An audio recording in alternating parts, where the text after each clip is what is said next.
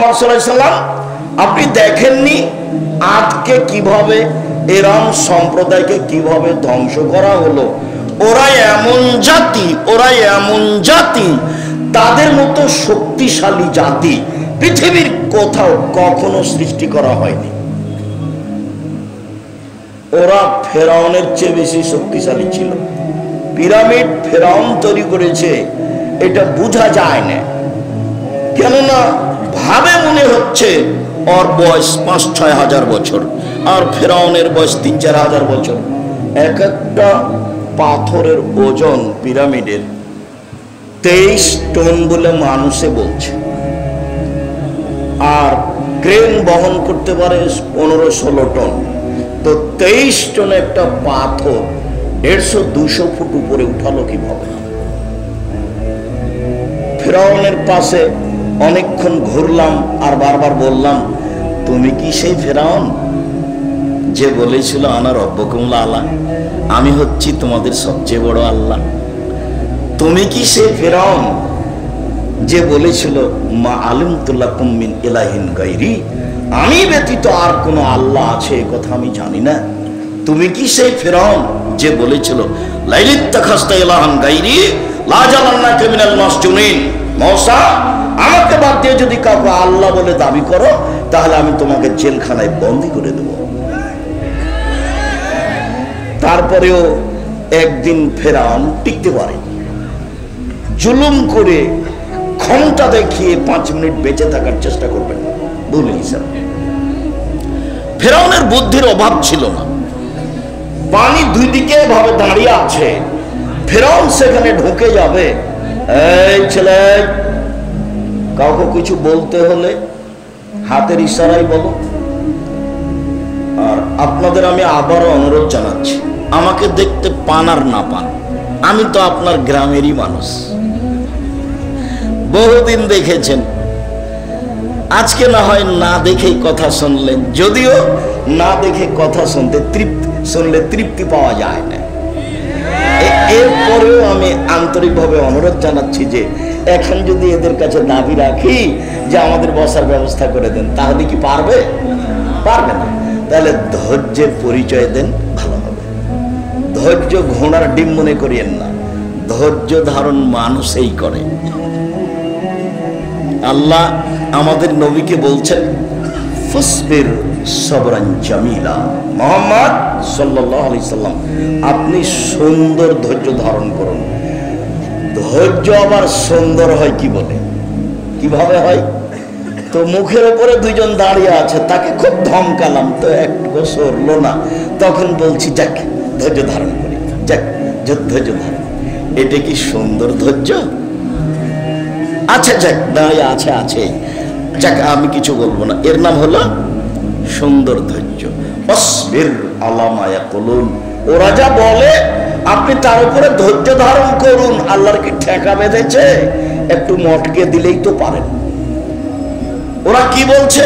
ওরা বলছে মোহাম্মদ পাগল হয়েছে, ওরা বলছে ছি ছি ছি ছি ছি, ও বলছে 360 জন মাহবুদ নয়, মাহবুদ একজন। কি কথা হলো? কুকুর লাগিয়ে দে, ঢেল মার, ধুলা দে, পাগল হয়ে গেছে। ওরা যা বলে আপনি তার উপরে কি করুন? ধৈর্য ধারণ করুন। একটু ধৈর্যের পরিচয় দিবেন, আপনি আমার দিনী ভাই। এই কথাটুকু একটু শেষ করে নি। ক্ষমতা দেখিয়ে দাপট দেখিয়ে বেঁচে থাকার চেষ্টা করবেন না বহু হিসাব। যত নরম হবেন আল্লাহর পক্ষ থেকে দয়া তত বেশি হবে।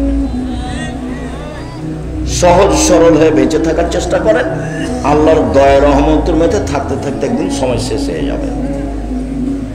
আল্লাহর নবী বলছেন, বুখারী মুসলিমের হাদিস, ইন্নাল্লাহ ইউমলি লিয-যালিম ইযা আখাযাহু ফালাম ইউফলিতহু। আল্লাহ অত্যাচারীকে, স্বৈরাচারকে সময় দেন দেন দেন দেন, কতদিন যে দেন, যতদিন তিনি চান, আর যখন ধরেন তখন আর ছাড়েন না। তো জালেমকে আল্লাহ সুযোগ দেন, স্বৈরাচারকে আল্লাহ সুযোগ দেন, তো কতদিন দেন সেটা তিনি ভালো জানেন। কত মানুষ ধ্বংস হয়ে গেল ফেরাউনের যুগে, আরো কতকার যুগে। আর আপনাদের দেশে আলেম ওলামাকে জেলখানায় রেখে বন্দি করে সুলি ফাঁসি দিল, আরো কত কি করলো, মানুষের গায়ে পাথর বেঁধে দিয়ে পানিতে ফেলে দিল, আরো কত কি করলো, যুগ ধরে দিনের দিন বছরের বছর অন্ধকারে রেখে দিল, কত ধরনের যে জুলুম আছে, তারপরে একদিন নেই। ক্ষমতা দেখিয়ে বেঁচে থাকার চেষ্টা করবেন না, এক মিনিট নয়। বলছিলাম কোন কথা এসেছিল, সবচেয়ে ভারী নেকি মনে থাকবে? সেটা মূলত সালাত নয়, সিয়াম নয়, যাকাত নয়, তাসবিহ তাহলিল নয়, কোরআন তেলাওয়াত নয়, সেটা কি? ভালো আচরণ। মানুষে বলে ছেলেটা খুব ভালো, এই যে ভালো আচরণ। মানুষে বলে ছেলেটার আদব পেতে খুব ভালো লাগে, এই যে ভালো আচরণ। এইটুকু থাক। দীর্ঘ সময় ধরে তাসবিহ পাঠ করতে হবে, একটা বললাম। আরেকটা, একদা আল্লাহ রাসূল বলছেন যে তোমরা নিজেকে বাঁচাও, নিজেকে বাঁচাও। তখন সাহাবীগণ বলছেন কাদ হাজারাল আদুব্ব, শত্রু চলে এসেছে কি? নিজেকে বাঁচাও এ কথা বলছেন কেন? শত্রু কি চলে এসেছে? তখন বলছেন আরে না না, ইত্তাকু মিনান নার, ইত্তাকু আনফুসাকুম মিনান নার, তোমরা নিজেকে জাহান্নাম থেকে বাঁচাও। আর সেইটা হলো সুবহানাল্লাহ, আলহামদুলিল্লাহ, ওয়া ইলাহা ইল্লাল্লাহ, আল্লাহু আকবার। এটা হলো মুজান্নিবাতুন মুআক্কিবাতুন, সামনের দিক থেকে রক্ষা করার জন্য মাধ্যম, পিছন দিক থেকে রক্ষা করার জন্য মাধ্যম, আর স্থায়ী শতামল। সুবহানাল্লাহ ওয়া আলহামদুলিল্লাহ ওয়া লা ইলাহা ইল্লাল্লাহ, আল্লাহু আকবার। এটা হলো স্থায়ী শতামল। আপাতত তাসবির কথা এখানে শেষ। উমামা বাহিলি রাদিয়াল্লাহু তাআলা আনহু বলেন, এই ছেলে, দয়া করে কিছুক্ষণ আমাকে কাজ দেখাবেন না, ধৈর্যের পরিচয় দিবেন, বোকামি করিয়েন না, আমি আপনার জন্য এসেছি। আর একদিন আপনার জন্য সময় বের করা খুবই কঠিন, যদি আমি আপনার বাড়ির মানুষ। এরপরে আমি নিজের বাড়িতে আসতেই সময় বের করবো, এটা আমার জন্য কঠিন। এসেছি ভদ্রতার পরিচয় দিয়ে, ধৈর্য ধারণ করে দুই একটা কথা শোনার চেষ্টা করুন, আপনার কিছু না কিছু উপকার করবই করবো ইনশাআল্লাহ। আমার জীবনে কোনোদিন আমি অপ্রয়োজনীয় কথা বলিনি, আমার জীবনে কোনোদিন আমি কেসা কাহিনী বলিনি, আমার জীবনে কোনোদিন আমি মাযহাব নিয়ে কথা বলিনি। ও পাতাই পড়ি না আমি, ও পাতা আমি ছিঁড়ে দিয়েছি। আমি আপনার জন্যই এসেছি।